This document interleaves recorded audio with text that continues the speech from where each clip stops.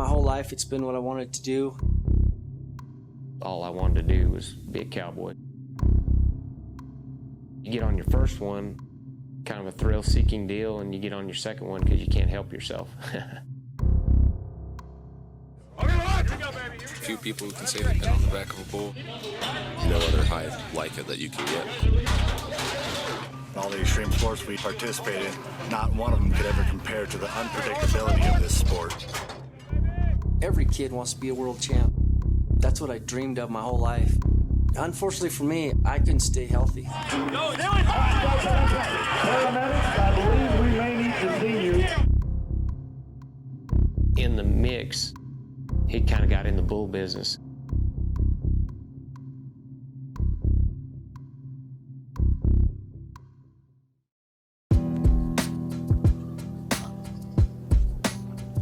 Ty loves taking care of those bulls. Big time contractor around here. He's got some good bulls. He cares more about people and animals than he does himself. Your hand slides down. Very passionate about bull sport. 38 and a half.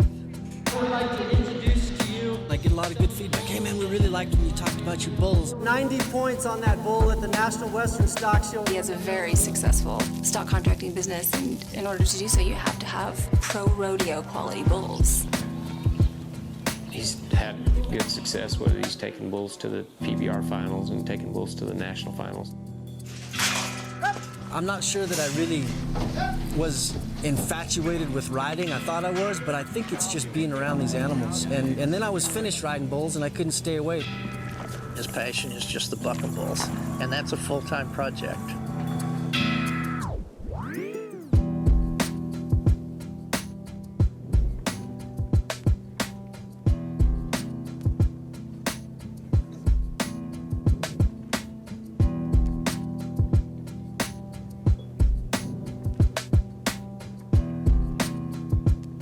It's more dangerous being a bull rider, definitely, but I would say it's every bit as stressful, maybe more, being a stock contractor. The bull riding part of it, you're kind of like a wrestler. I mean, it's all you. Everything you do, whether good or bad, you own. This bull deal, you know, it's our job to keep them in good shape, to feed them right, and to make sure they have fun, you know, just in life.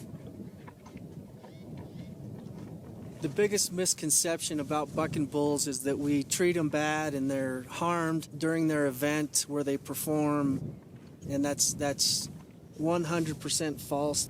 They're part of our families. You know, they're weird pets, but they're like my dog running around out there. These are just like our 1,800-pound dogs. You know, we care for them. They get to know us. Every one of them's got their personality just as different as people. Some of them you can get there close to, and some of them don't really want you around, and some of them are grouchy, some of them are friendly, just like people.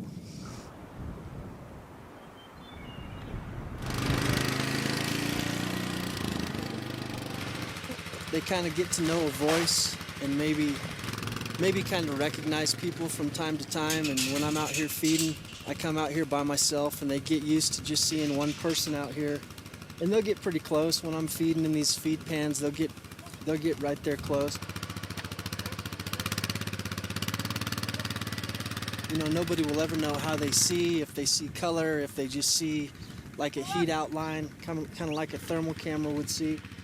They've run me over wearing green or blue, or just as easy as when I wear red. So I get close to them because I think they become familiar with me and the way I move and the way I sound, and they just get used to that, so they don't fear coming around me now.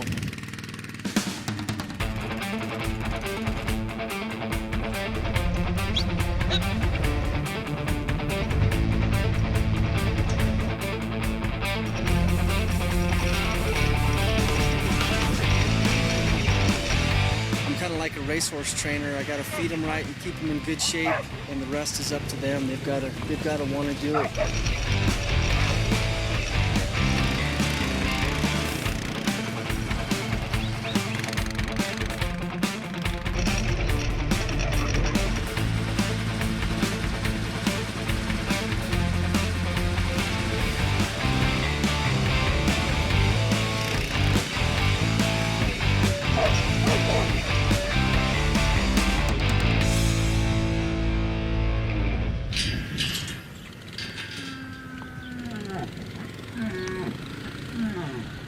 have their grain specially made in Oklahoma. When I built the feed, they wanted to know where we live, the climate, the altitude. You know, it's pretty specialized. It's a pelleted feed, and it's 16% protein. It's medicated. It's got a little bit of antibiotic in it. You know, these bulls are on the road a lot. They drink out of different water tanks, and it's just that medicated feed just helps them a little bit. So it's specially designed for this type of animal that works 8 seconds max at a time. They're kind of like sprinters. So we built the feed after what they do and how they're built and the altitude. Usually when we buy bulls, they come as proven bulls. You know, somebody will call you and maybe send you a video of a really good bull that they have. You know, I like for them to bring that bull here to the house or get that bull away from their home arena and just see what they, you know, how they buck here at my house or somewhere besides their house. What makes a good bucking bull is, first off, their desire to want to buck. I mean, if they don't want to buck, there's nothing we can do to make them buck. They have to want to buck. If they've got that desire and they're a good athlete, then they'll be a good bucking bull. This bull we're looking at right here is S19 Perfect Storm. He's been to the PBR World Finals in 2015. Some of these bucking bulls I kind of consider to be like professional football players. You know, you see them on the street or at an event and they're good guys and they shake your hand. And that's kind of how this bull is here at the house and in the back pens. But I'll tell you what, when it comes game time, he changes and he knows his job and he's very good at it. A lot of the pros, when they find out that they have him drawn at a certain place, they won't even go get on him. They turn him out. You're not so bad. What makes him so scary is he bucks really hard and he's really mean. One of the NFR guys told me that he's intimidating. To me, they're kind of all intimidating, but he adds a little more to the intimidation, I believe. 2 world champions, J.B. Mooney and Guillermo Marchi, had Perfect Storm in Colorado Springs at the World Arena several years ago. And he bucked both those guys off. Within 2 days, he bucked 2 world champions off. That was 2015, that year he went to the PBR World Finals.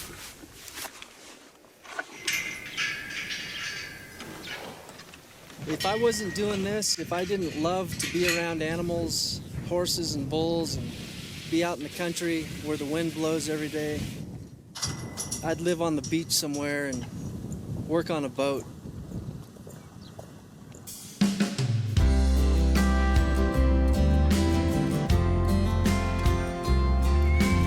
I could sit all day on the fence and just watch these bulls move and watch them interact with each other. And I love watching guys get on them, and I love watching good bull rides. And I sure don't mind ever if they ride one of my bulls for the full 8 seconds, as long as the bull does his job and it's a great ride.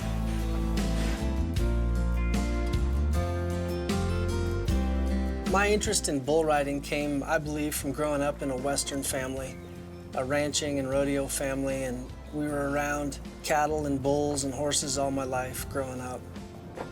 I really liked being around bulls. They were big and strong and powerful and scary.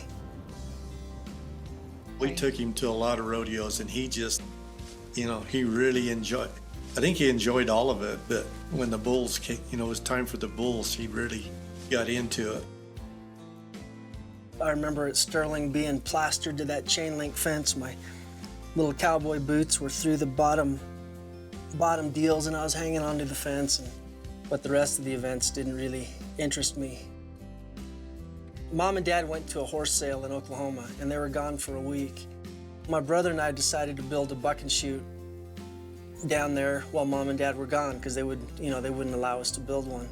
We did a terrible job. We did the best we could. You know, we dug a post hole about 6 inches and put a post in there and put some hinges on an old pallet was our back gate, and we found this old wire gate that we used as a chute gate, and we put it on backwards. It worked for what we were using it for. It was wood and baling twine.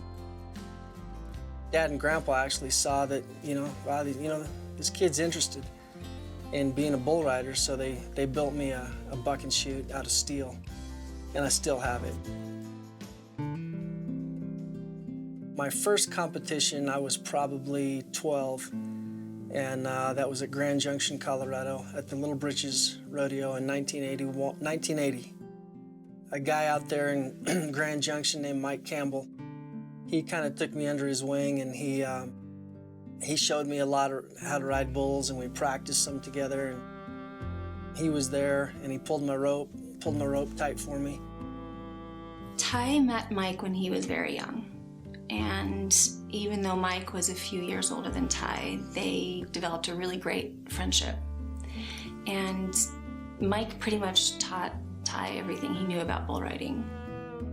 Mike was very quiet, and he wasn't tall or big, but he was genuine and he was smart about bulls. He could tell Ty anything about how to handle them. When Mike passed, I think that was one of the most difficult times in Ty's life. He was 18 and I was 14 when he was killed at a high school rodeo in the bull riding. Of course it was hard. I mean, that was the first guy that ever took notice or took interest in me and wanted to show me, and man, he rode good. And I liked his style as a man and as a bull rider. He spent a lot of time thinking about it, and I think it was a very difficult decision. I mean, it could have very easily swayed him against the sport, but instead he just became even more resolute in becoming one of the best. Losing Mike never made me want to quit, but it inspired me. The Campbells went to the state finals that next month in June and invited me to go with them, and that was really hard. And they had a memorial trophy made up, and it was the Mike Campbell Memorial Trophy that was going to the state champion bull rider. And they told me, they said, we're going to give this until you win it. And it really touched me, and I didn't think I'd ever win it, but that was in 1981, and in 1984 I won it. It was just an achievement for him to have won that trophy of Mike's. It's my absolute most prized possession. I'd give any buckle, I'd give any saddles, I don't care, you take it all, but that, I'll never get rid of that trophy. It's the last one they gave.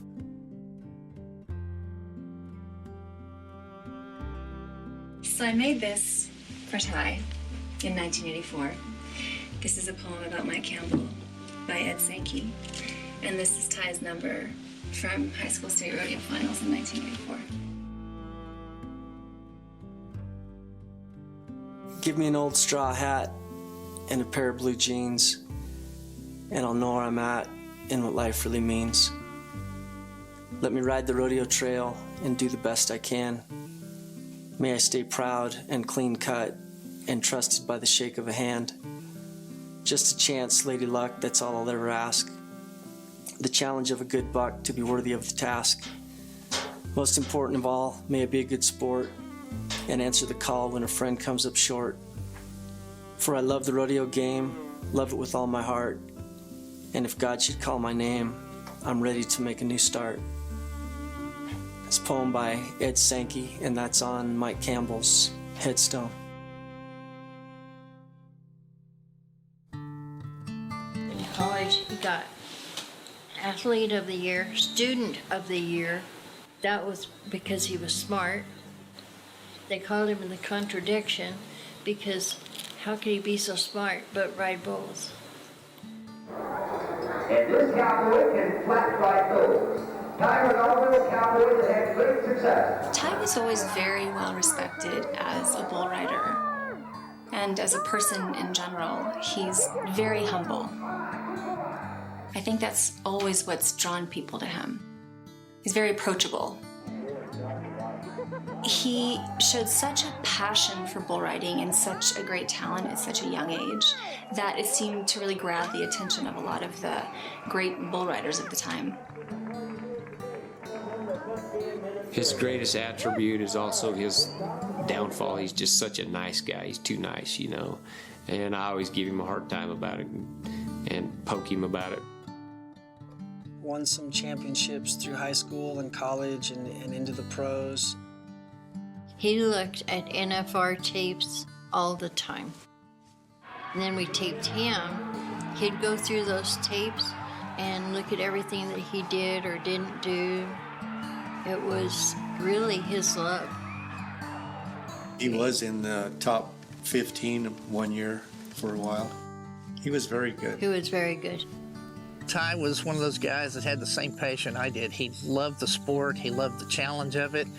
I don't think he ever got on one without believing that he was supposed to make the whistle. He was supposed to make that qualified ride. One of the top-notch bull riders in the sport of rodeo, Ty Rinaldo. Come on, boy! That's rare for guys to have that kind of drive. He was willing to work out, to deal with injuries, and to rehab, to do what he had to do, to always be on his A game. Ty was consistent. He was aggressive. He liked to spur bulls, especially away from his hand, which is a lot of guys can't do that. There's no way to really tell how good Ty was could have been, just because he took the college route. You know, he didn't get in the hardcore mix of it until later on. When he was in high school, went to Glenwood Springs, and he got bucked off there. So then he was taken to the hospital. And that doctor there told him, "You have a Roger Staubach brain, and it won't take much more." We made him quit for a little while. He finally sat us both down, and he said, "I really want to do this." So we talked it over and decided to let him do it again. You're injured a lot when you're riding bulls, and the degree of the injury is kind of based on pain tolerance or whatever. I don't know. It seems like you're have some sort of injury all the time. Occasionally, when somebody gets jerked down and head-to-head on a bull, those are pretty catastrophic. But really, because of the size of the animals, the greatest injuries come when you're stepped on. Some guys get away with a lot without having a lot of injuries, but I was pretty prone to some very severe injuries. I had my jaw wired for 5 weeks and lost a bunch of weight. I was still riding bulls, while I had my jaw wired. I had a knee rebuilt that put me out of competition for 14 months, and several others that, that just weren't quick to heal, so I could be back on the road. Tore a tendon in my ankle and had to have that operated on. Bicep tendon tear. Unless you've been on one, it's hard to imagine the forces that happen in 8 seconds. Guys will walk out of the arena with stress and strains and injuries that people in the bleachers don't see, stuff that wouldn't happen in a 2-hour football game. People don't understand it, and I ask them how long a car wreck takes. And that's the closest illustration I can give them. A lot of things can happen really quick in that car wreck. It's the same thing in bull riding. July 23rd was at Cheyenne, Wyoming, at the Cheyenne Frontier Days for the PBR there. Bull he got lucky. I just didn't do something right that day, and the bull beat me out of the box a little bit and got me set back and come down and hit the tip of his horn and pretty much broke everything from right here.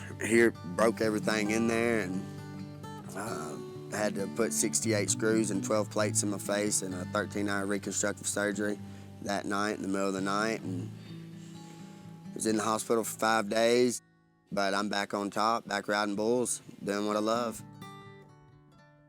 You got to be kind of about half wild and crazy and not have a care in the world to be a bull rider, and that's why I think that's the draw to it. Is like it'd be like jumping out of an airplane. It's the same thing. I mean, that thrill and that, hey, I could die. But at the same time, it's like, oh, it's an exhilarating feeling. Basically, the name of this game is just to stay on the bull. So however somebody needs to feel that they need to do that, I mean, it's different technique for everybody. But use this one leg on either side and one hand in a rope. Tried to jump it. No jump. When you get to the stage of where you can ride and you understand the mechanics of bull riding and you kind of master that, then it is all between your ears. It's all where you're at confidence-wise, mentally and stuff. I've heard guys say that 80% of it is mental and the rest of it's in your head. It's definitely physical. You know, you got to be in shape. You've got to be flexible. You got to be strong. All of those things matter. But in bull riding, I'd say 80% of the sport is the mental part, the emotional part. You need to be very clear-minded and open-minded and relaxed and just crawl in there and nod your head and rely on your practice and your instincts to take over so that you can do your job. Because there's no time to think. When a bull moves to the right, you can't tell yourself, I got to move to the right. It's got to be an instant reaction, an instinct, and instinct is built through practice and mental training. Started not too long ago and just been trying to get on as many as I can. And it's been a good time. Looking at his stock, he's got some big, strong bulls, and they turn back in the gate most of the time. And that's what you're going to be getting on in the big shows. So that's what you kind of want to practice on. It's a little bit different practice. I mean, you can limit the risk a little bit by what type of bulls you get on, but it's risky. You've got to hit the ground.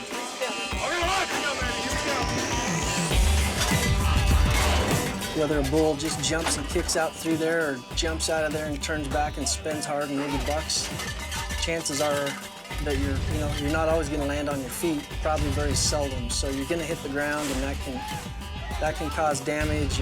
Bulls can step on you, they can smash you into the fence. There's 1,000 different things that can happen. So it is risky practice.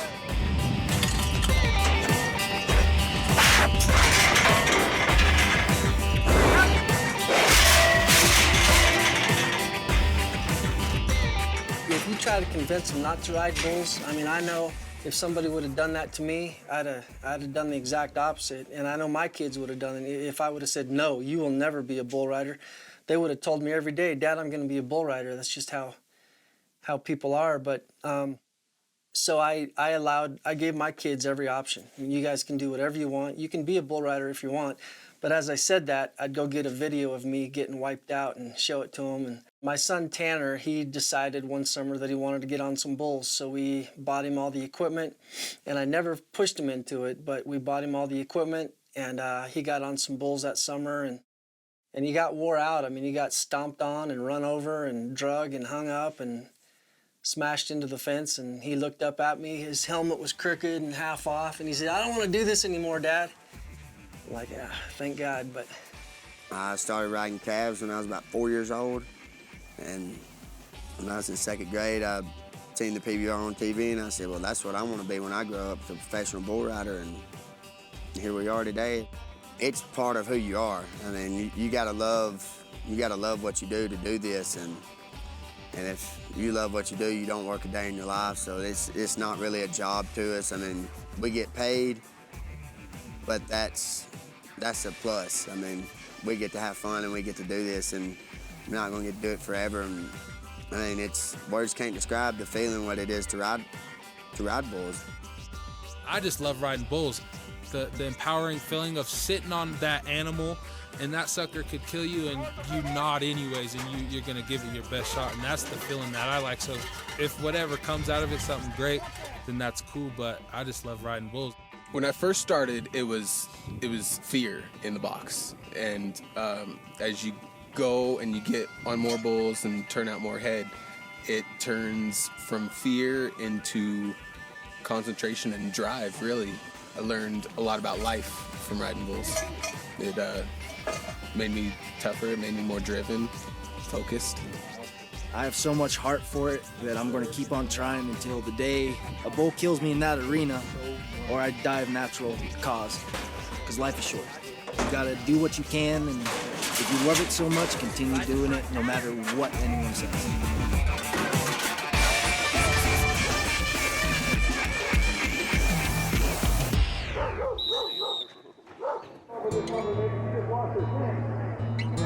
Lord, I just ask for your safety, watch over us, help these guys just execute what they've been shown this morning.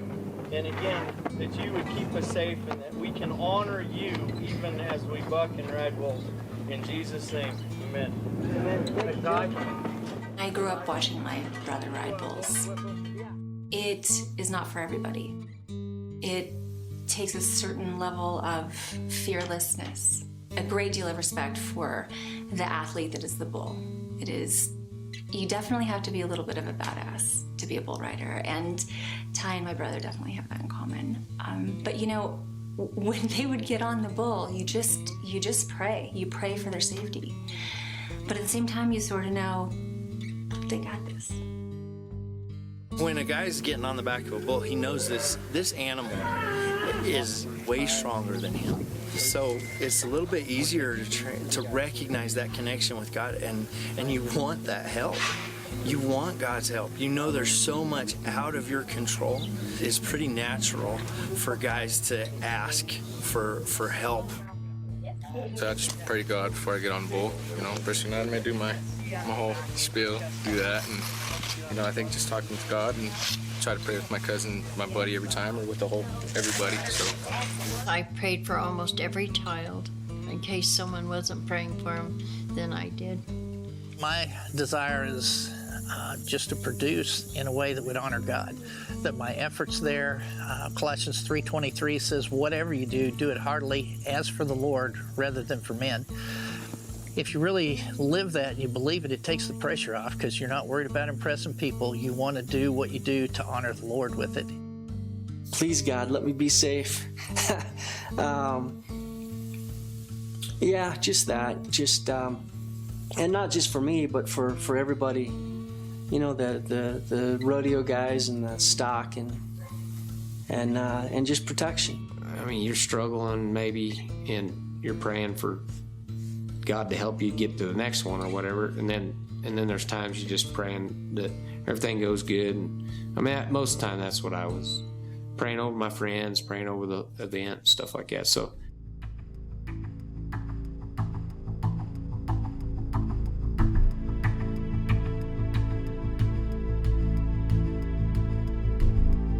I was at a memorial bull riding for a friend of mine. He was killed down there in a car accident down in Texas, John Shea.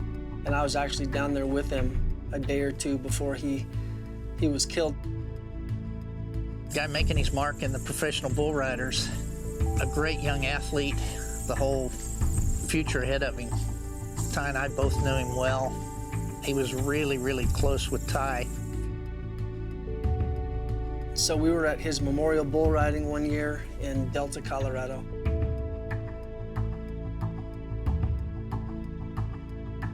The TV station was there, and I was kind of their person of the night for some reason. I want to see if I can't kind of be on the judge's side for 1 minute. One of the guys that I would compare Ty to was his traveling partner, Cody Custer, the world champion bull rider. If you look at any world champion that loves the sport, and then you add not only natural ability that some of them have, but the work ethic, and Ty had both. He was a natural athlete, and he worked like he was a guy that had no athletic ability. He was going to do everything it took to be at his very best. First bull I was 84 points on, and the second bull that I had drawn that night was a bull that John Shea had raised. His name was Johnny Rotten. This is Ty Rinaldo of Grand Junction, Colorado. And this might be the match of the night. The bull he has drawn is called Johnny Rotten. Number 90 was his brand number, and he was very dreaded. I mean, nobody wanted to draw him, and nobody wanted to get on him. One of the top PBR bull riders had him the night before Ty had him. I think it was Troy Dunn. I think Troy lasted like 2 jumps. You know, guys would find out that they had him drawn, and you still have to pay your entry fees, and you also have to pay a turnout fine, but you just don't get on him. You know, save yourself for next week. I wasn't very smart. I got on him, and it was almost like he knew when your upper body was being slammed forward, because he'd throw his head back and just, you know, meet you in the middle. He's one of those bulls like the famous Bodacious that unless you really bared down and tried, he wasn't going to jerk you down. The only guys he really hit and hurt were guys that were intense competitors that were going to try to the very end. Ty Rinaldo, rather. When he was getting on that bull, he took his wrap and he was just about ready to nod his head. And Jack Shea was standing behind there. Johnny's dad. Johnny Shea's dad. And Ty looked up at him and he said, "This is for you, Mr. Shea."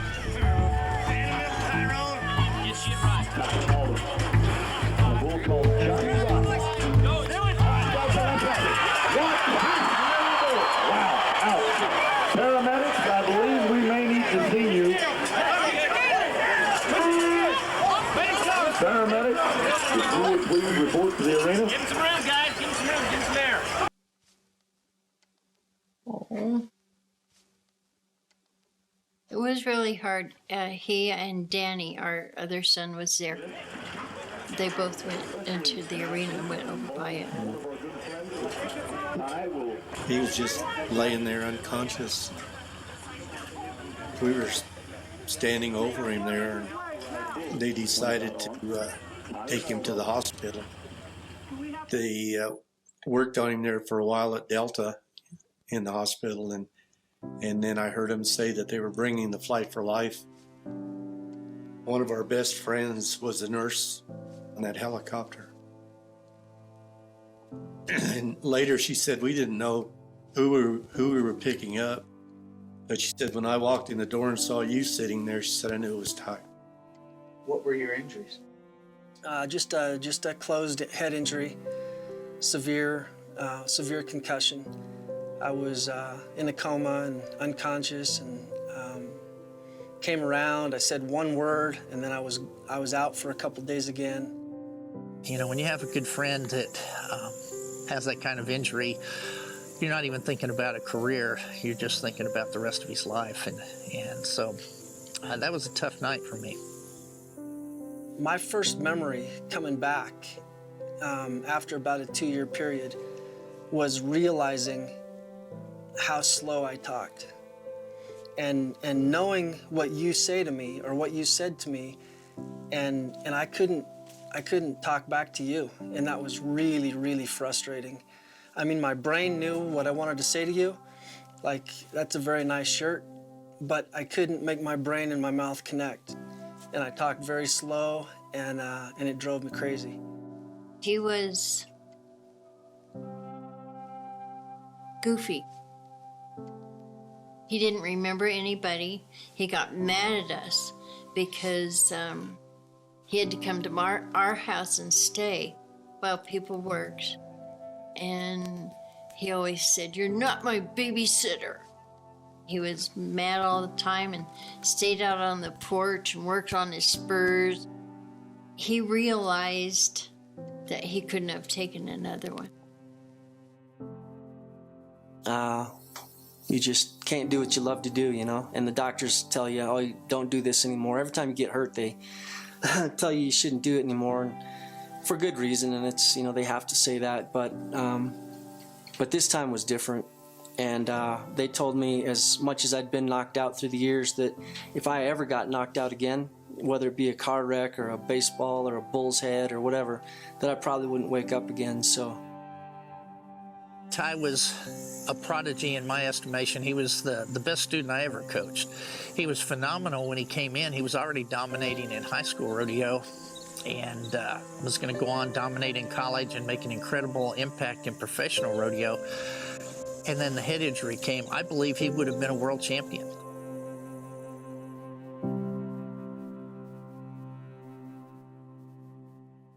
You know, I remember when Lane Frost got killed. Lane and I were good friends and just a really good guy and everything. And I was injured at the time of Lane's death.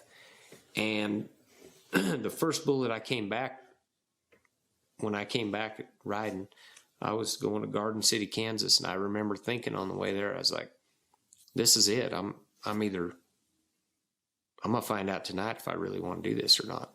And I had a bull that was kind of not a great bull, but he's a big bull with big horns and kind of swiped his old horns past your face and kind of scary. And, you know, the best bull rider going gets killed. Everybody behind him is thinking, if he can be killed, I can be killed. And I went to that rodeo deciding whether I was going to continue to be a bull rider. And I just remember being in the middle of that bull and horns swinging by my face and everything. I was like, man, I love this. And I never thought again about quitting until I did quit. Lyle Sankey does a school here at our house twice a year in May and September. And it's going to show you the basics of how to be successful. What else do you need help with? The best practice comes from drills and things that you have 100% control over. And that's kind of like your homework. And then you go to the bucking shoots for a real bull and you test your progress. Slides, good job, good job.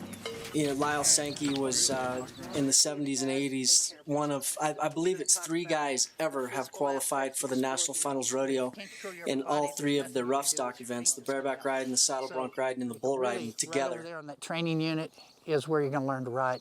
I was the 3rd cowboy to qualify for the national finals in all 3 rough stock. After me, and probably the last one that will ever do that is Ty Murray. And the reason I say that is with the professional bull riders now, the money's so great. For somebody to stay around at that level would be difficult. That would have been hard for me to pass up because the ranker bulls were really my strength. If you can have your hand above your elbow and your elbow bent, you have a tremendous amount of control. I mean, he really studies the sport and wants to learn and know as much about every aspect of bull riding, bareback riding, and bronc riding so that he can pass that on to new people. Climb up. There you go. The rodeo schools that I attended as a student had a dramatic impact on my future and on my career. And it's been really fun to pass that on to others. We've had world champs. We've had guys that have led the field from youth rodeo to high school to college to the professional ranks. And it's just fun to see that. Some of those guys have exceeded my earnings. Of course, there's a lot more money in the sport now, but it's really fun to see those guys go on and be successful. Yeah, level good. Right there, you're square. Good job, perfect. I grew up going to rodeos with my dad. Good job. Figured I'm as young as I'll ever be, so give it a shot. See what happens. I grew up on a lot of ranches in Nevada and was always interested in the sport and went to a lot of rodeos. Ever since then, I've just been crazy about it and never really had the opportunity. You guys are training your minds right here, so make sure you do it perfect. Feet in front of your rope. Dad didn't really care, but Mom was scared. Yeah, I wasn't too excited about the idea. Yeah. But he always likes to do things that nobody else in the family's ever done that are kind of risk-taking, so I knew it wasn't good to argue with him, and he'd keep pursuing it, so I thought it was a good idea for him. New guys or girls coming into a clinic or going to a school to learn how to ride is going to save them so much time and so much money. You know, it's a great plan for them to invest in themselves and spend the upfront cost and go learn everything they can in 2 or 3 days at a school. The equipment, how to ride a bull, how to get off one, the dismount, the hang-up procedure, the shoot procedure, and learn how to go home and work on drills. And that way they're not going to rodeos for 3 or 4 or 5 summers and trying to learn how to ride bulls, and their buddies who are doing nothing but trying to help them that may not really know how to do it or know the steps to make it easy to learn. If there is a safe way to learn how to ride bulls, this is definitely it. Free hand all the way up. Feet in front of your rope. Pick your butt up and be nodding right there.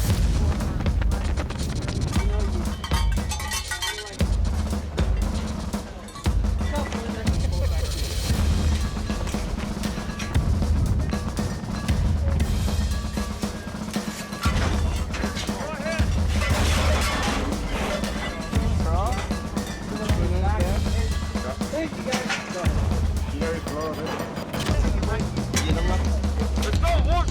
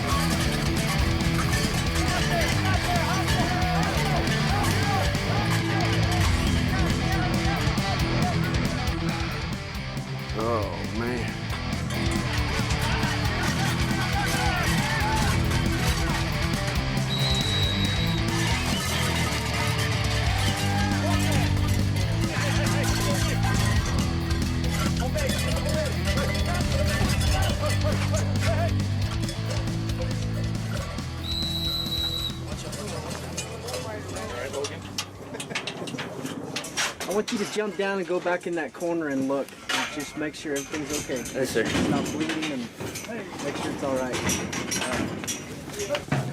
Oh, it got me on the chest, right on the nads, a little bit on the foot. Other than that, it was a pretty good ride, I'd say. Okay, well, it popped here and then this popped here, so I can't. Is it rolled up? No, but I can't straighten my arm. Keep my hand above my elbow. You see where you're on your back? Yeah. But you are doing the thing that will help you. You got to get your shoulders up in front of that boulder. And then you could go to sleep, take a nap up there. Here. You know, like I said yesterday, it's bull riding's a verb, man. You got to be moving. It's not a title or a pickup line. We need you in that home base position right here. And the reason for that is if he were to turn back away from your hand or into your hand, you need to be right there to make that move. Okay. That's an amazing first time. For That a is guy great. as big as you are, that may be as good as I've ever seen anybody do on a first time. That's really well done. How you leave the buck and shoot, that first jump is the stage for the ride. You got to get this. And then, remember Ty said as you're scooting up, you're nodding? And that's important, guys, that the bull is looking towards the gate. If you have to talk yourself into doing anything, you don't have the passion for it. If you can't go home, go to bed at night and sleep because you didn't do it, then you'll know. I just gotta keep working on getting that free arm control. Keep that elbow out front, home base. We'll get her done. Wishing I could have gotten on again, you know, but that's just part of it. There's always other bulls to get on, and I'll be back. Yeah, home base, home base, home base. Bruised up my leg a bit, my chest a little bit, and then I tore some stuff down in the groin, and split them open, and they had to go glue it back together, and so I couldn't get on because I didn't want to rip that apart again. Like JB Mooney always says, you know, if you can't put it out of your mind for 8 seconds, then you may as well not be doing it. You know, other than that, it wasn't too bad. I can still walk. I see a lot of guys out there that are just okay with being mediocre. What sets the greats apart from the rest of the field is that they're determined to excel. Yesterday doesn't matter. Yeah, these ones are a couple $100. Custom made. They keep me motivated. Probably help you ride better. Put all this money into it, you gotta keep at it. Keep your face back here instead of, at one point it's right down here. You're gonna get your head knocked out. What's up?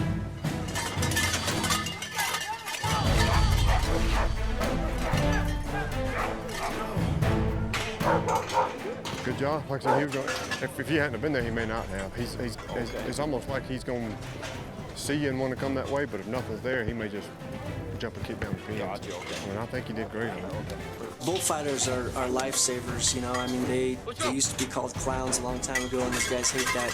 They're there to distract the bull when the guy either jumps off or more likely gets bucked off. The bullfighters, they know how the bull is moving and where to go, and they call it shooting the gap, where the bullfighter steps in between the fallen rider and the bull to distract the bull, to take the bull away so the rider can get out free. And they're also there for hang-ups, you know, to keep the bull lined out so that the rider can take care of business and get himself out of the hang-up. That's a good one to end it on, man. Things are coming in. I was going to say that might have been the biggest effort I've seen all week. That dropped his elbow. That's huge. That's huge. Guys, I appreciate so much y'all being here. Appreciate you making the school possible. You get to learn a little bit about handling livestock and what it's all about to be in that business. I think there were some sensational efforts today. I'll tell you what, Brian, this man is going to go places. I really appreciate having you here. Thanks, buddy. Nolan wins the ride-off. Thank you very much. Wonderful to work with you. You bet. Thank you. You know, with the media coverage in rodeo today, gosh, it opens so many more doors in business for the future, for the present, you know, from endorsements to future career ops and sponsorships. It's been more work I've ever put into any school, and I think that's where it made the difference for me. I'm really honored to accept something like this. I didn't really expect it, honestly. Great job. Go picture. The TZ brand was originated in Colorado in 1864. My grandpa and grandma bought the brand with the ranch in Livermore, Colorado. It's a funny story. My grandpa said, "I'll buy the ranch," to the little old lady that was selling it, "but the brand has to go with it." And the lady said, "Oh no, I'm not selling that brand. Brand does not go with it." Grandpa said, "Okay." So they went their separate ways for a couple days, and then the lady called my grandpa back and said, "The brand goes with the ranch." My grandpa had it on registered quarter horses and traveled the country showing horses. And it was bittersweet, you know. He told me one day he had the brand card and he said, "You know, I'll never brand anything again." So he gave that brand to me, and it's been on everything that we've owned since.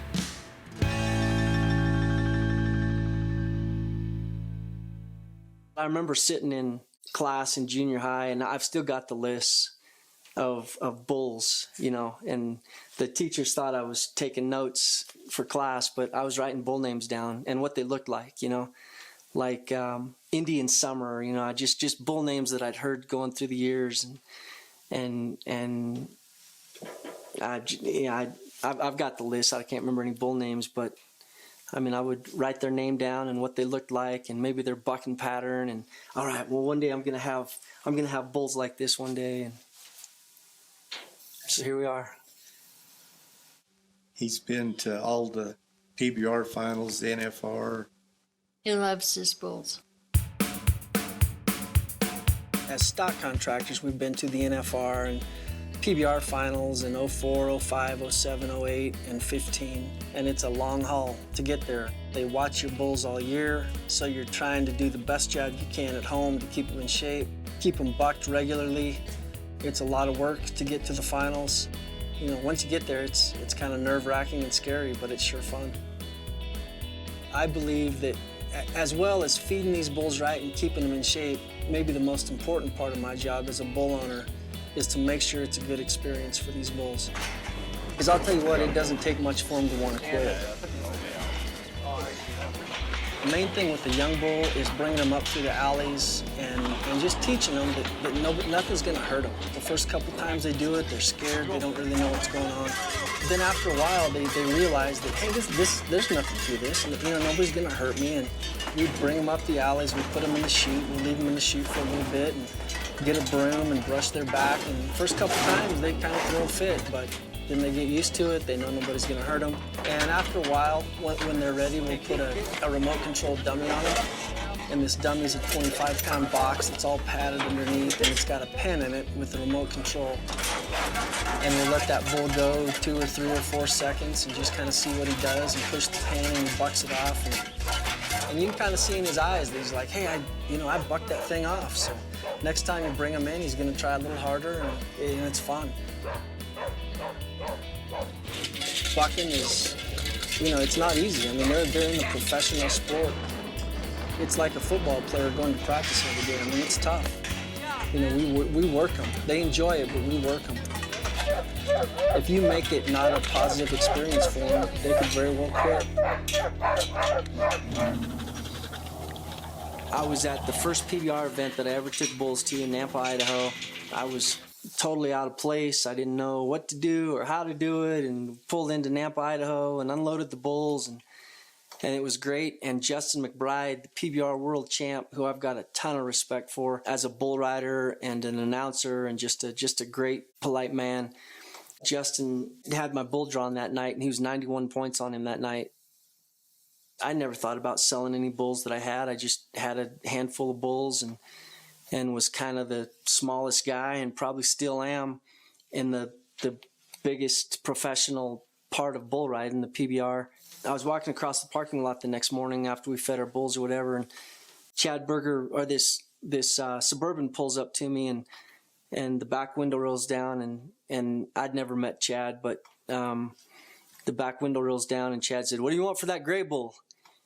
And I said, I knew who he was, but I said, I don't really want to sell him. He said, "Oh, I think you do." And so we made a deal that right there. You know, the money is in buying and selling. You can either keep the bull and take him to the NFR, or take him to the PBR World Finals. You know, hope they do good again next year, and maybe they'll do really well. Or you can sell them You know, when somebody offers you some money for them, you know, take it. You might have to sit home that year during the NFR or the PBR World Finals, but, you know, your bull's there, and you sold him for a good amount of money. We sold a bull years ago that went to the PBR World Finals twice after we sold him. We took him once, then he went 2 more times after we sold him. There's a more concentrated quality of good bucking bulls now than there was back when me and Ty were going. It's more of a riding contest. Back in the day, like I'd call back for a rodeo and know what bull I had, and I was like thinking, yeah, I'm gonna win this one easy. Or, oh my God, I gotta get on that one. A good bucking bull is just like a good bull rider. A bull that conserves his energy and relaxes and is patient. And when he goes in the bucking chute, he knows it's time for business. I talk to JB Mooney quite often, and he doesn't even find out what he has. He doesn't care. He gets to the event. He's just got to do a job, and he knows that. And I guess that's a really good way to go at it.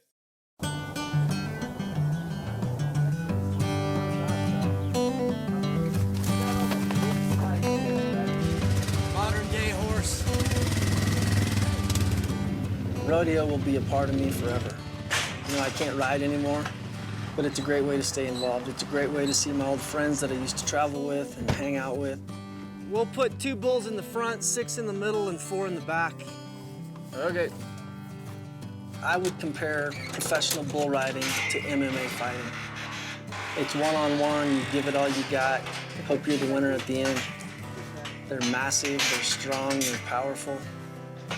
They're fun to be around. I know that stock contractors, they have more than just bringing a bull in and letting it buck. I mean, there's a lot of preparation and a lot of care that goes on to attending to these animals. I mean, it's just not a farm animal that's out in the pasture and you turn it out and go get it. No, there's a lot of like training, keeping these bulls in shape. It's an everyday task to attend to one of these animals, and without the stock contractors and the bulls, I mean, that's half the sport. Without that, we couldn't have bull riding if it wasn't for good animal athletes. It's fun to take them to a rodeo, and I remember pulling up to a rodeo one day and 4 or 5 or 6 or 7 kids run up to the fence and they're watching to see what bulls you unload and what he bring today, you know, and I just like that. Fly spray.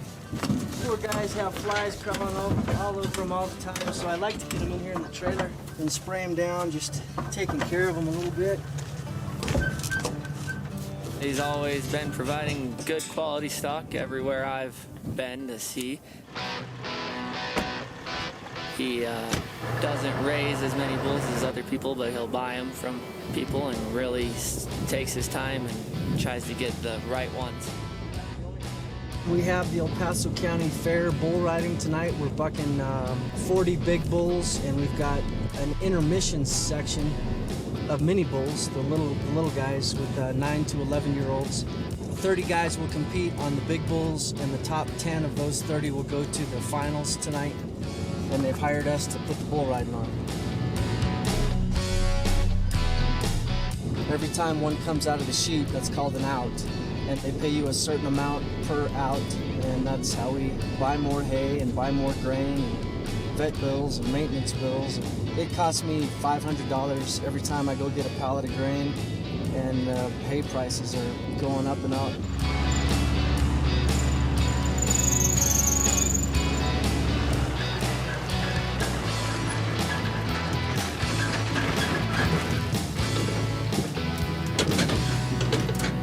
That's good. I got one more trailer coming like this, and then the semi. I'll go, I'll run over and get the keys to that backhoe over there. And then once that trailer comes, we'll drag that sucker over here and get it set up. Or we could try to move it by hand. She's a little hefty. Okay. Yeah. All right, thanks. Yeah. Ready? Yep. Yeah, hang on. That'll work, bud.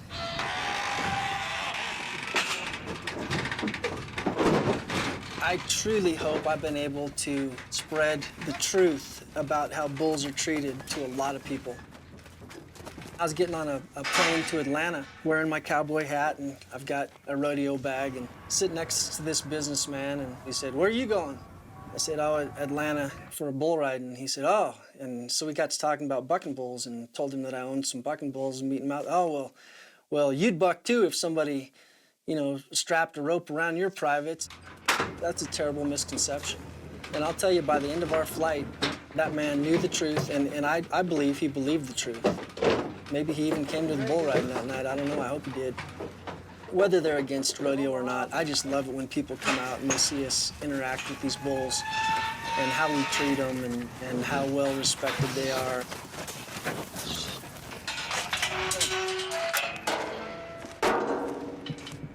TZ hooks. What do? You drop the flank or the bull rope on the outside of the bull, and you reach under the bull with this hook so that you don't have to reach under it with your arm. The flank goes around their flank exactly like a belt goes on us, and it actually about the same tightness as a belt on a human to hold your pants up. It doesn't touch their privates. It doesn't go. I mean, think about that. Who would be the poor, unlucky person to have to reach under there and wrap that flank around there? I mean, and it would be harmful to the bulls, and that's not what we're after. So it doesn't touch anything, any part of their privates. It just goes right around their flank, and it's just a reminder for them to kick. They're trying to kick the flank off. It's kind of like tickling somebody or getting tickled under your armpits. It's not. It doesn't hurt. It's not uncomfortable. It's just you pull away from it, and you don't want them to tickle you. So that's kind of like the flank on a bull. They're trying to kick it off. We're going to be setting up a turnback fence here in a little bit, and it's a fence to make the bull riding arena smaller. When the bulls come out, they're going to spin right here close and do their job. After the guy's off or gets bucked off or jumps off, the bull's gone. If we leave it this great big arena, the bull's going to be gone. We'll have to have guys on horseback to maybe rope the bull or get the bull out. That really makes the performance long. And that way, when the bull's done with his job, we open the out gate right here. The bull sees the out gate. He's going to come right through here into the strip and shoot. They'll close that slide gate behind him. When he goes through there, they'll pull the flank off, and then he goes back to eat his dinner.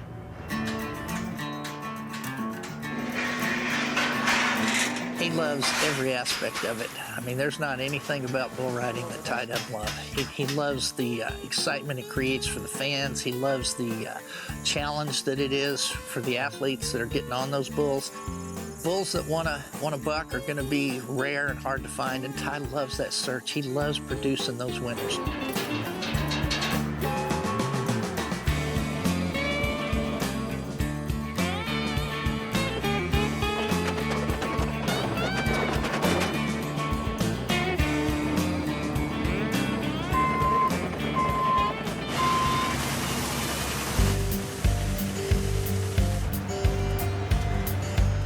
Fun family deal. My boys they've learned a lot about taking care of animals and hard work. I think ranch and farm kids, just Western kind of kids are good, hard-working people anyway, but my kids, they really know how to work. And we all pitch in, all four of us, and do our best to make it work. My dad says not to get into the business, but I don't know. I'd like to stay with these guys as much as I can and maybe help them here and there, but I'm not really sure what my future holds with these guys. Hopefully I can stay in this sport as much as possible.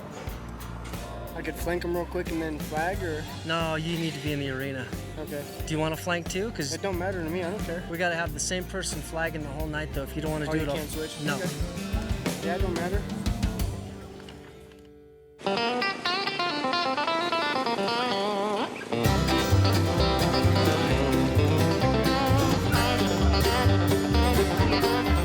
El Paso County Fair asked for bids to put on a bull riding, and they chose us to produce the bull riding part of this fair here this week. Checked all the bulls in. Now guys are checking in, the riders are checking in.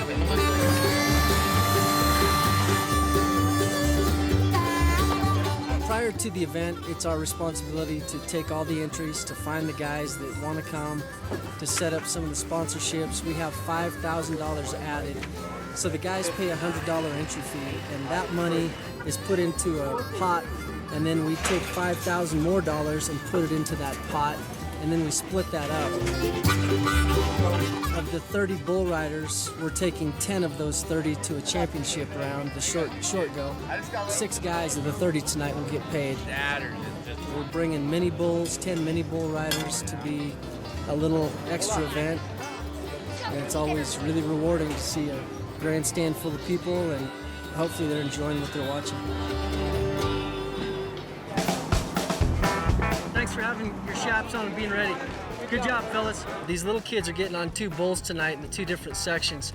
The guy's names go in a hat, the bull's numbers go in a hat, and it's a random draw to see which bull they get. Otherwise, everybody'd always pick the easy one. If the guy nods for him and the bull's looking towards the back, and you start opening it, just feed him slow until, yeah, perfect. And don't rip that gate out of his hands. I'm going to be announcing tonight. You just want to give the crowd a show. You want to make sure it's just great for them. So my nerves get worked up, and my mind's just making sure everything is ready to go. Stock contractor's ready, because I don't want to start without him, so I don't leave them behind. Tonight will be the flag man. I'm just a guy that tells the secretary when to start and stop the clock. When they're about to buck, that's when I'll flick my flag, and that'll be the start of the stopwatch for the 8 seconds. I'm kind of like a backup if the judges' stopwatches don't work. Should we slow down? No, I'm serious. I don't want anybody to miss it. And I want to introduce those cowboys to you right now. Jesus Ortega, Avery Moreno. We pray that the stock bucks hard and the cowboys are sticky and that all stay safe and healthy. And it's in his name we pray. Amen. Are you guys ready for some bull riding?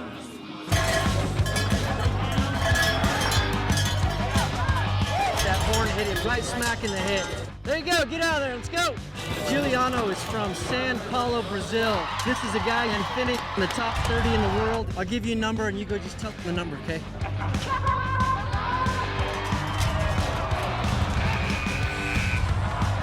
How many of you out there in the crowd are voting for this next guy to make the whistle? To make a full 8-second ride?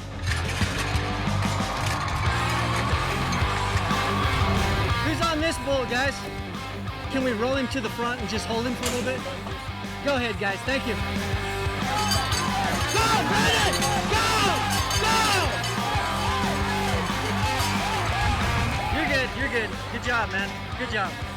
Tucker! Get his score! 77.5. Oh, wait, what? Go on the other side? Yeah, go on the other side. Roll him all the way up, guys. He'll be our re-ride. Clay, this next kid is from the Seminole Indian tribe. He lives in Brighton, Florida.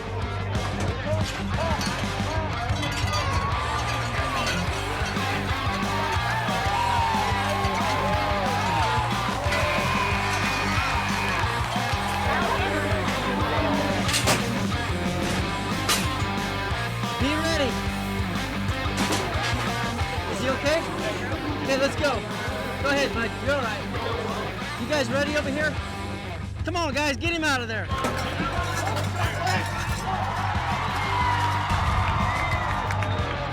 Aren't these kids cool? These are 9 to 11-year-old little kids. They take a little bit longer in the chute, but they're young and they're scared and they're just kind of learning. These are full-grown bulls. It's like they were stuck in the microwave and shrunk them. Are you all ready to watch this cowboy to make him qualify around your stock?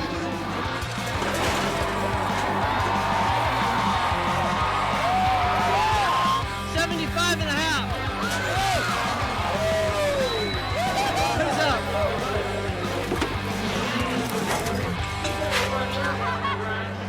You guys ready?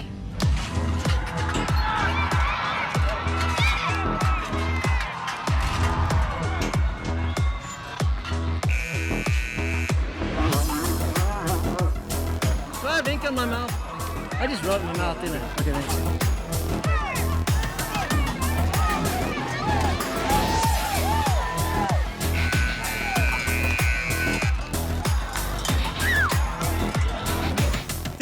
With an option. You're winning it, right? Who's next? Flashback! Right! Right! Fake out.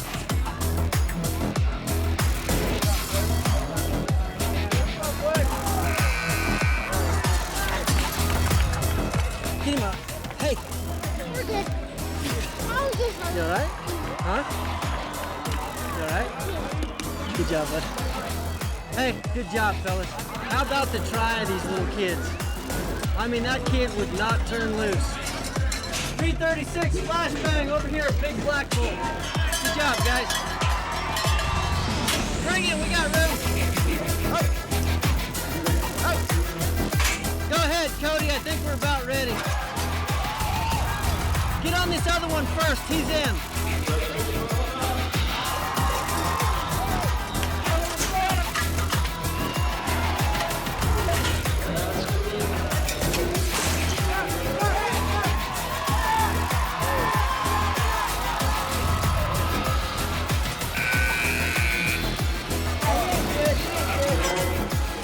Give him a chance to breathe. He'll probably be all right, guys.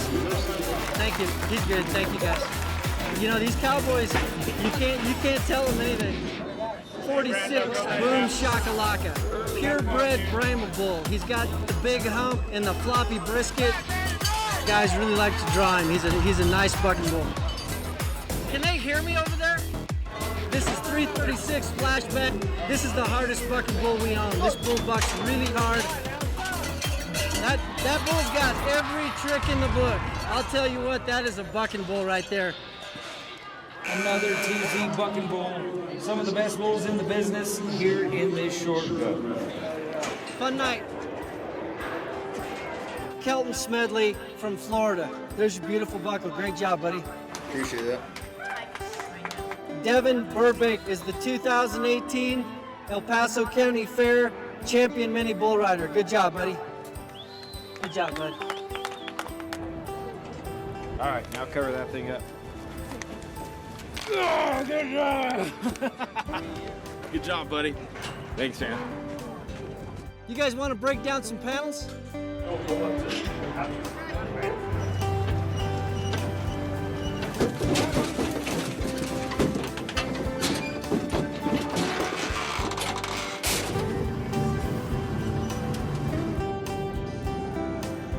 You know, the thing we always hope and pray for is that no cowboy or animal gets hurt. Good job, boys. It's always good to see your rodeo friends and see some good bull rides. We had an 82 and an 87 point ride and great crowd. And El Paso County Fair was a great group to work with. Just had a good time.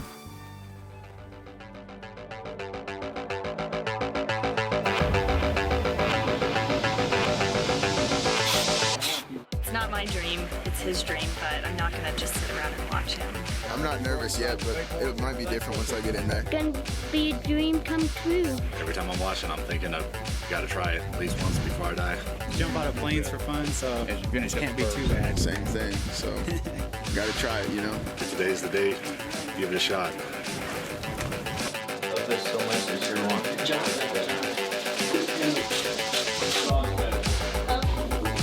I think the attraction for someone in the bull riding is that whole danger element and to do something that no one else has done.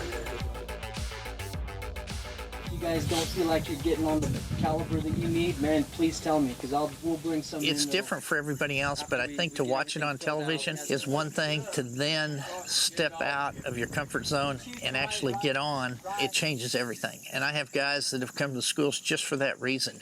The whole thing that you're trying to accomplish is to stay on the back of the bull for 8 seconds. That's pretty simple in that description, right? But there is tons of details in it. And success is in those details. The angle of my lines in my hand are going that way. It's very important to me to teach people the right way and showing them the right and the correct and the safest way to do it. I'll ride you.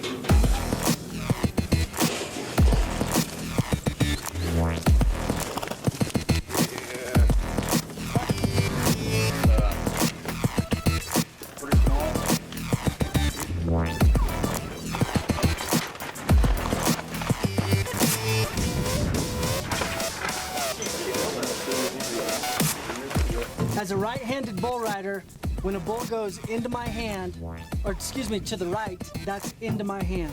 A lot of guys can coach if it's guys that are going to be competitive on the big stage. Every individual is important to Ty. And that's what I've always tried to do at our rodeo schools. We want every student to leave knowing they were the most important student there.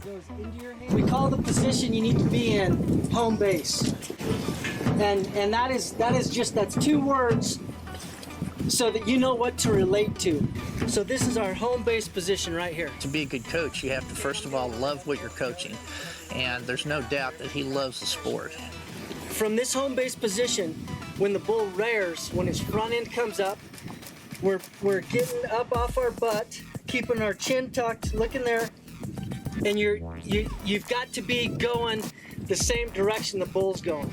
He's going forward, so you've got to be moving forward too. Remember I told you bull riding's a verb.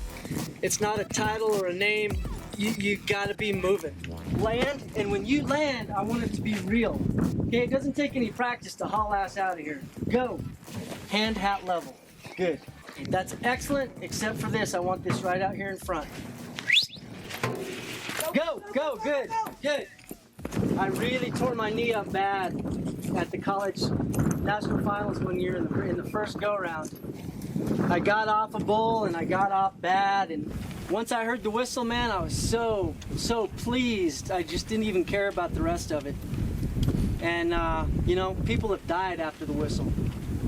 And it's as much a part of this as the shoot procedure, as the riding procedure. The dismount is important and can be deadly. I didn't look, arch, and follow through and land back here. I just kind of stepped off, and I landed right here like this.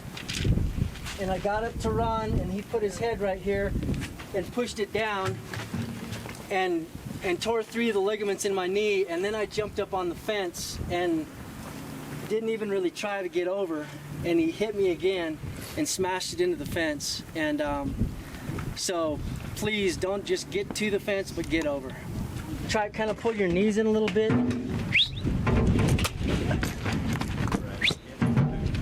Good job. Keeping your shoulders in front of your hips. Good job. That's great. A lot of guys, especially muscled up guys, man, they get up there with their t-shirts and you can see all these bulges. Here's that big muscle dude we're talking about. See, if it works like this. When you hear home base, I want it to go to your mind what that looks like. Okay? Don't just say it. Think about it. Get it down to what it means.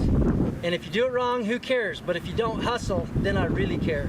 And if you open your hand, most of the time you're gonna come right out. Here, I can lock in with you up here and stay in my spot and get you out. Bull riding in Spanish is called jineteando. Jineteando, that's just the same thing, bull riding. All my life, my grandpa and my family members have all done it. We've all been rodeoing up. We get into charro stuff a lot, just Mexican bull riding, and I've always just followed it with my cousin. Good job. Hey, that was excellent. My goal is to make it to the big leagues, rodeos, and get up there as much as fast as possible. Just try to make money, build ranch and stuff, get my own programs going just like they have here. Chin down. Remember that. That's what we got to work on. Look, Arch, follow through, go. You land this way, and you go as he's going that way. Land low, go. Good job, man. That's all right. That's what I'm looking for.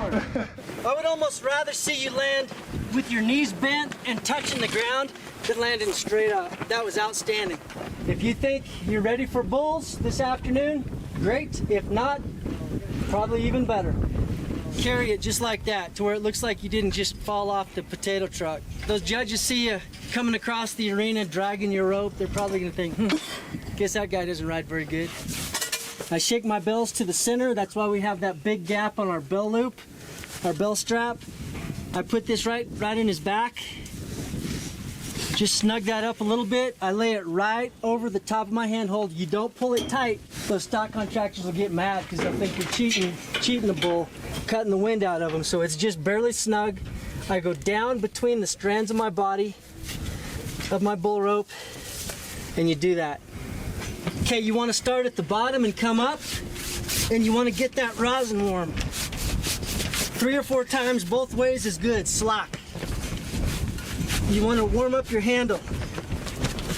Turn your hand over, hand all the way against your riser and your rope, with your free hand, you need to grab the body. As he's pulling, it's gonna wanna slide this. And if you don't have a hold of it, you're gonna say, oh crap, wait. Now the stock contractor's mad, the arena director's mad, the crowd's mad. They don't wanna see your crap in here. They wanna see you try to ride this bull. That gate opens, boom, I'm right there.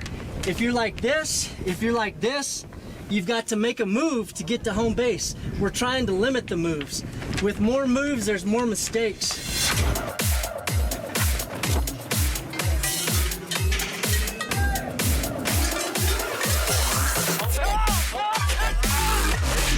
Anxious, terrified. I just can't believe it's already over.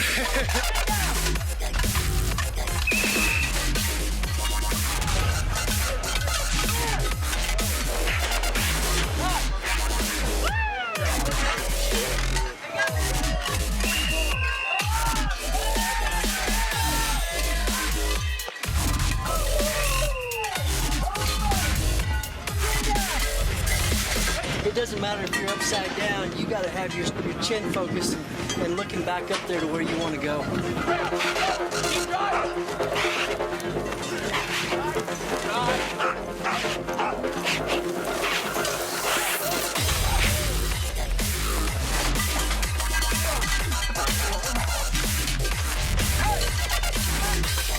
The rodeo schools are unique in so many ways, but the risk factor is there, and it goes up dramatically if a student is not plugged in, if they're not dialed into what we're doing. And the safety things, I know it seems like we come across really hard sometimes, but when we do, it's not about a ride technique or whether they're gonna dial in there or not. That's gonna be up to them and where their future is. But if it's a safety issue that affects them there at the rodeo school, then we have them reevaluate it, try to get them to make notes because the risk factor is so high. That's when the intensity steps up a few levels, is to keep them safe. Hey guys, did we ever say anything about when you get off, just stand there? You see the freaking horns on that bull? That was not good, man. That was a great ride, a great start, and a terrible finish. You've got to save your life. You've got to get your butt out of there. Okay. Please, I don't want you hurt. You've got a lot of talent. You need to show us that from start to finish. Just get your butt out of there when it's over.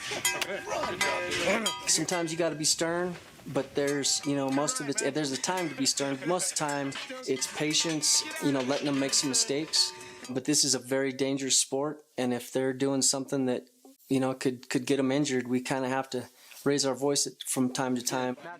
And I make sure that you compliment them every time they do the smallest thing correct. I'm sure to compliment them on that. You were the last one here last night. You are really trying to learn. I want you to finish it right here. Yes, sir. I'm proud of you, man. You're working hard. Remember we talked about yesterday about how you deserve to win? Yes, sir. Win.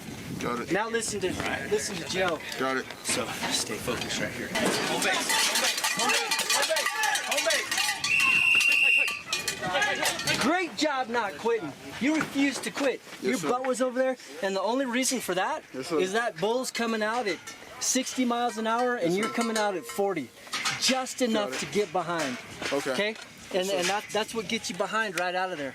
But it's hard to catch up. Right. They're kind of scooting out through there. They're not really kicking to help you stay up on your rope. Yes, sir. And when you get behind like that, it's tough to catch up. Yeah. So if he comes out at 50 miles an hour, you got to do the exact same. Okay. You can't move faster than him, but you dang sure can't move slower than him. Okay. Got it. Good job. Thank you, sir. Yes, sir. There's a lot going on, and it's hard for them to hear. Why are you hanging on with this hand? It's only one-handed out here. In the bucking shoe, you gotta have two hands. They've got a helmet on, they've got 1,000 things going through their mind. They're about to get on a 1,600 pound full-grown bucking bull that they've maybe never been on before. Did you take notes on any of this? Yeah. All right. Reach down here. Get your hand off that. Give me that hook. If I see you do that again, I'm gonna whack it right there. Okay? So they're thinking different things, and so we kind of have to raise our voice from time to time to make sure they hear us and make sure how important it is that they do it right. Behind it. Behind your so that they don't cause themselves to get an injury that shouldn't happen.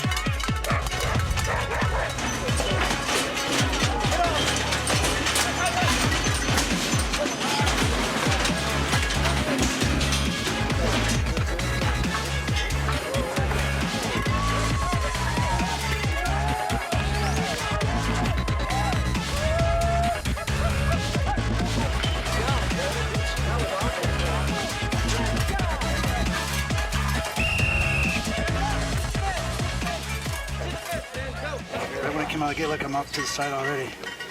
Yeah. And I think that's because I couldn't get my leg down on that right side. Because when I took him, my leg was up here because I couldn't get him to move over. So I had this leg down, this leg was up. So I think he's already had me off to the side right off the bat. First timers, they don't realize how fast the bull is or how powerful they are, and they end up getting run off the rope right out of the gate, which leads to buck-offs.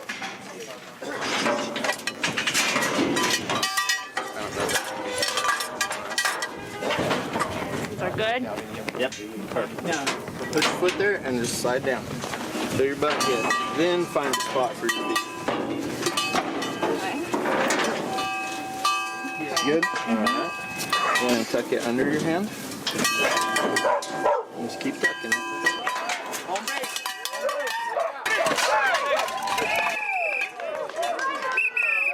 Oh, it felt good. Different though than what I expected. Everything that they teach you, kind of do the best you can. It was good though. I think I've got, oh, look at that. Broke some skin.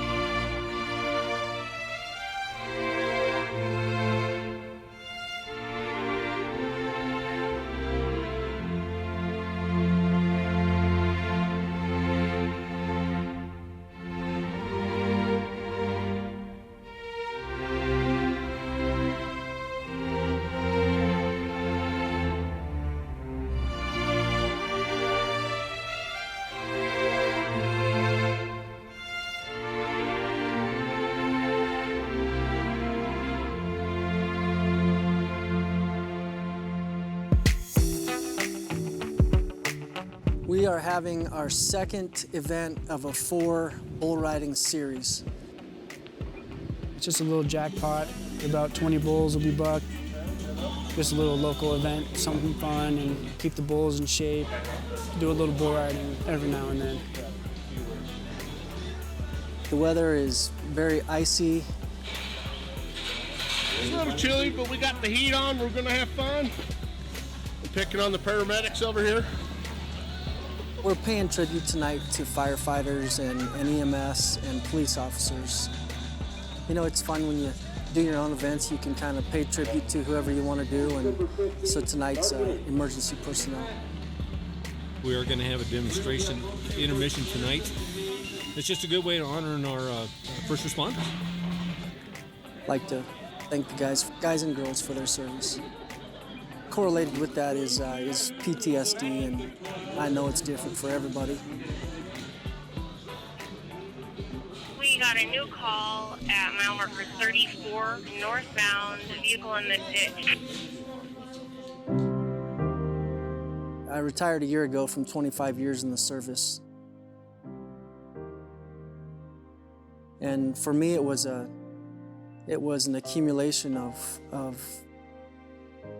bad calls and dead people and family members that are left behind, and you know, it's an accumulation of that. And for 23 years, I thought I was all right, but it was building up, and I can't imagine there's anybody out there that does that kind of work that it doesn't affect somehow. And sometimes it's quick, and sometimes, like me, it was 23 years and I didn't feel anything, and then it hit me hard. some symptoms I've seen is, you know, he'll wake up and like have a nightmare of like a past call he's had, and sometimes he'll say that like my brother was locked in a burning car and he couldn't get him out. You know, just little, you know, things like that. You know, relating his family to a call that he was just on is kind of what I've seen for PTSD, or like different things he doesn't like to see. Like in a movie, there might be a scene where he doesn't like if someone, you know, is dead, or, you know, just things like that. I think it's so different for every individual that, you know, people don't know how to act around us or how to help us, and I'm not even sure myself. So, no, I don't think it is understood very well. The thing that I've been encouraging my son getting into the service, and anybody else, I've had several people recently, young guys, that are getting into the service and the fire service, and you know, I encourage them to get help soon, you know, and not when they think they need help, because I think it's too late at that time. I think they need to be seeing a counselor, and they need to be talking about things, or a family member, or whoever they're comfortable talking with. They need to get that stuff off their chest. Because for me, it was 23 years, 23-year buildup, and then it explodes.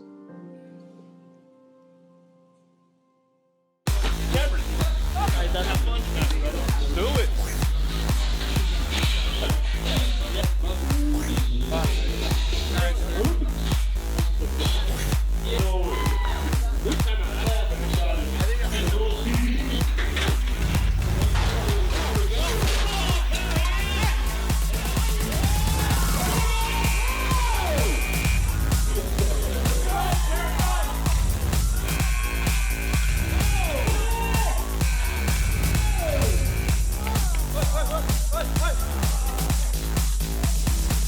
How many people have actually used a fire extinguisher?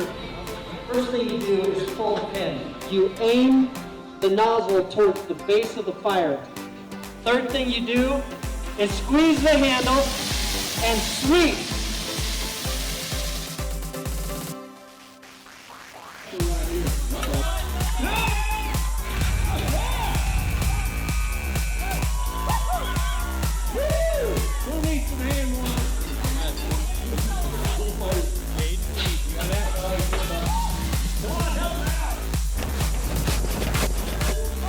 This is an episode of Cops that he's shooting now.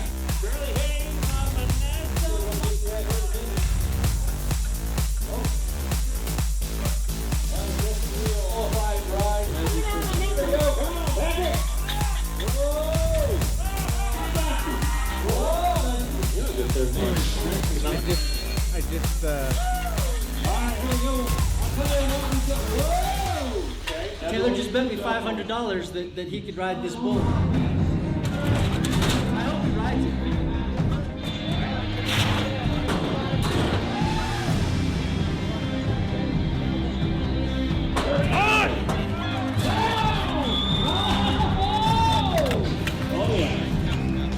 He kind of came down on top of my chest and kind of knocked the air out of me a little bit. So and he just likes to move around a lot in the chute and trying to knock you out. I couldn't beat him to that first jump out, and it was rough. It was really rough.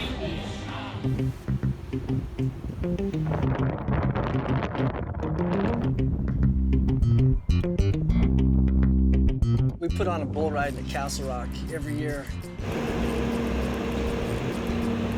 There's a lot of work that goes into it, a lot of cost that goes into it, and we have to set up all these pens, the bucking chutes, the alleys, the gates, the slide gates, everything. We gotta build it all, and then hang all the banners and get everything ready for the spectators and the riders and the bulls. A good time, you know, you get to see friends that you haven't seen for a while from out of state, and it's just a good family event. I can't do it, Captain. I can't do it. You know, he has so many good people that help him to set up the arena. The way Ty is, they want to help. Ty, he's one hell of a guy. He's goofy. He's strict, but he makes sure everyone's taken care of. This place costs thousands of dollars to rent. and to attract the riders and the bull guys with added money. I mean, all of that is by sponsorship. Then you have to take the entries. You find an entry day that'll fit your schedule, and there's a lot of work that goes into it, but it's fun. I always enjoy game days, so it's worth it. So let me ask you, how are you doing today? I'm doing great. So what do you think about this event? Oh, I love this event. How are you feeling? I'm feeling great.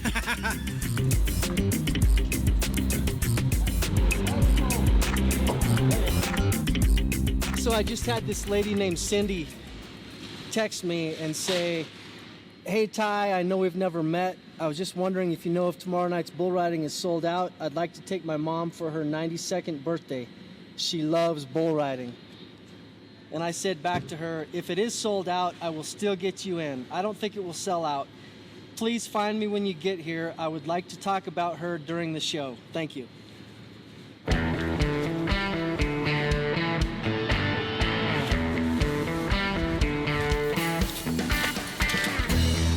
You gotta have a crowd, and you gotta make it enjoyable, and you've gotta make it long enough, but not too long, affordable, good family fun.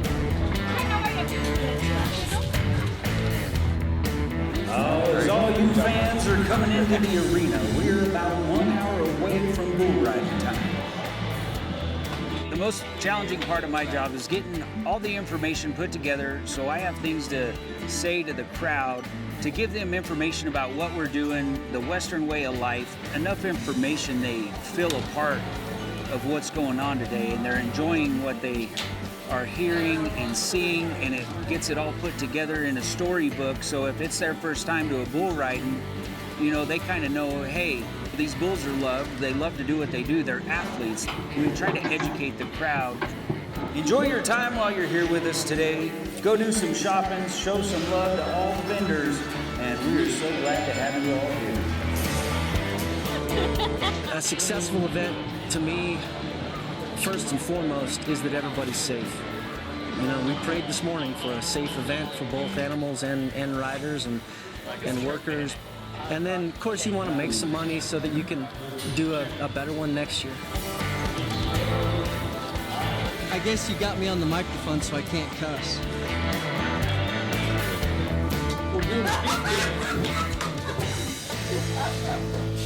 It's a tough job babysitting him.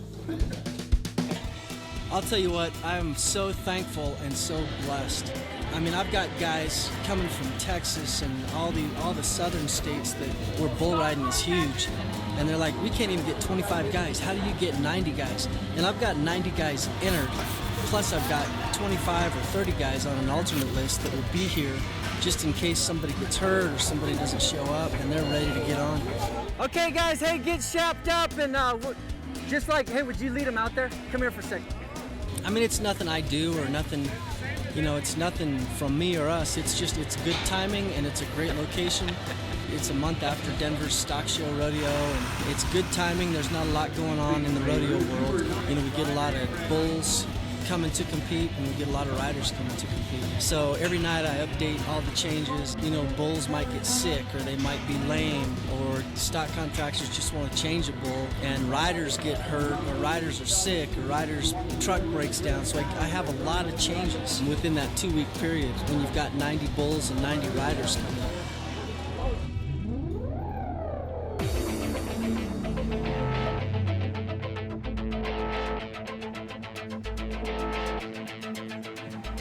Bring the riders that are supposed to be here. They either need to be here. He was here. He has 3 bulls. And he can't get. Oh, I'm sorry. You're right. I'm sorry. Yeah. So can he pick? Yeah, just pick. I'm sorry. Don't film me when I get mad. This first track closest to us. You guys got tickets to get in here? Yeah! I'm looking for that guy that's been trying to get in the bull riding. Hey, little minis. Once I get all the big bull riders in and make a line, I want you to go line up in front of them and try to center yourself. Is he in this afternoon or tonight? If you're in the first couple sections, it should be posted somewhere. Yeah, get your ropes on, guys. Hey, how are you? You know what, guys? They got to figure it out. You guys line up in front of the bull riders, okay? That first bull right there. Let's start at 12:05. No, put him in the middle. Start here, go up there, Dakota Moore, Brody Fisbeck, and Haas Davis. Make some noise for all the bull riders here today. You guys in the first 10 riders? First 10? First 10? Yeah. Okay, when everybody bows their head to pray, go back and get ready. Protect them. Let them compete for your glory. Keep them safe and healthy, Lord. And we pray over the livestock here today. We thank you for your Son, Jesus Christ, who died for our sins. And in his name we pray.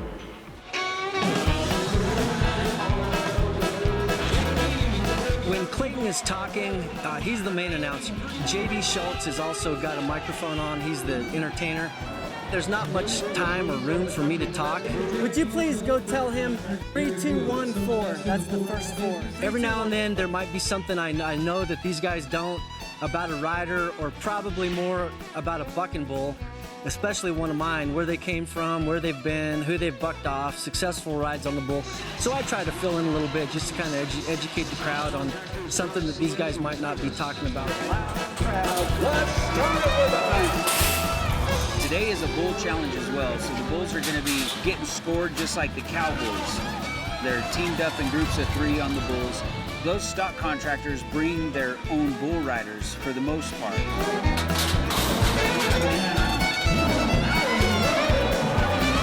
What do you think about the first 3 bulls we saw so far? We'll go right over there. When the guys are getting on their bulls, we've got to keep it clicking. When one guy's finished, we're getting on these guys. Hey, let's go, let's go. Hey, let's go with you. Here and then you. Who's this? When this guy's out here riding, I'm getting another one to warm their rope up, to where when that bull's gone, you know, it's just a matter of seconds and another one's coming out. We try to keep the show to about 2 or 2.5 hours. Of course, you got to give them their money's worth, but you don't want them to sit here all day and get bored because they won't come back.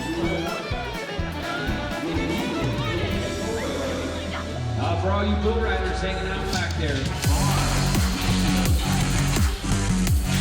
Every now and then I'll go to a bull riding, and I love to watch how the back pins work. I mean, the way those guys move, they're patient and they don't yell. They're really good at what they do. So I try to hire about the same thing here. If you're in the back pens, you got to stay focused at all times, because if you're not paying attention, one of them bulls will run you over. It's pretty dangerous. Hey guys, we're gonna bring it. Moving the bulls around in the back pens, trying to load them up can be tricky at times. You'll have bulls that are young and hot, hard to sort, and then you'll have easy bulls that have been in the game before that are really easy to move in. I've got about 130 bulls here with re-rides and the mini bulls. Some of them don't get along, so they got to separate them. They have to go find the bulls, load them in order. They need to remember when the bull's finished bucking where he goes back to. If a bull goes in to another pen that another bull owner has their bulls in there, there's going to be a huge fight. So they got to be really careful, but they do a great job.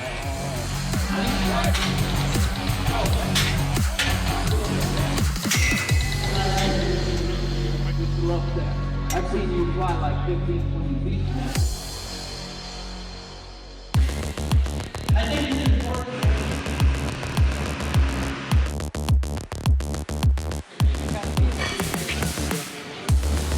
I'm honored, man. Thank you guys. Yeah, he said, hey, would you like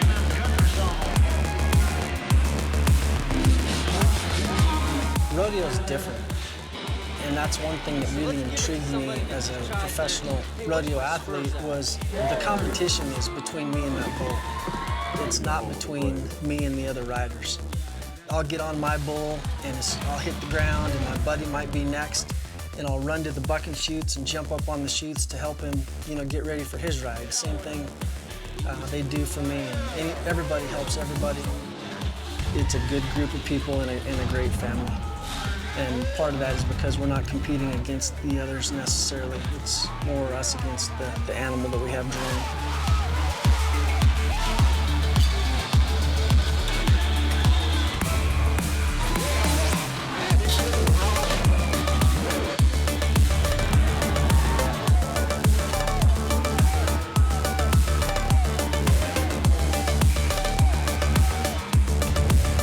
It's always exciting when you buck 10 or 15 guys off in a row, and then the next guy rides one. The crowd just goes nuts, and that's rewarding to me. Second one's going to be 85.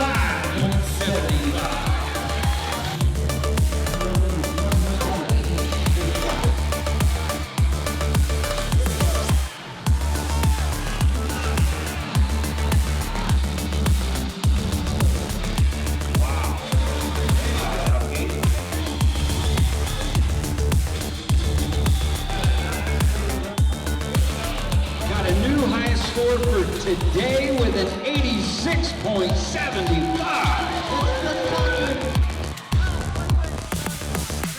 Haven't been on in a while, and I was pretty excited to be here. We thank you all for coming out and hope that you understand these are athletes and they're part of our family and they're our pets. We knocked a couple guys out, but they got back up, woke back up, and good show, good crowd. I feel relieved after we're finished and we're driving home. See you guys. Thank you for coming. You know, we'll leave here at wee hours of the morning tonight. We got to take all this down tonight after the event. You're relieved, but your wheels are turning for next year already. Planning an event like this, it's kind of the school of hard knocks. Kind of seeing how you did and doing the good things that you did again next year, and the things that you did wrong or could have done better, you fix them. A month after this event ends, it starts getting fun again, and it's exciting to start planning. But here for about 3 weeks or a month, I'll be sore and tired. And kind of what an old guy gets when he has to work so hard.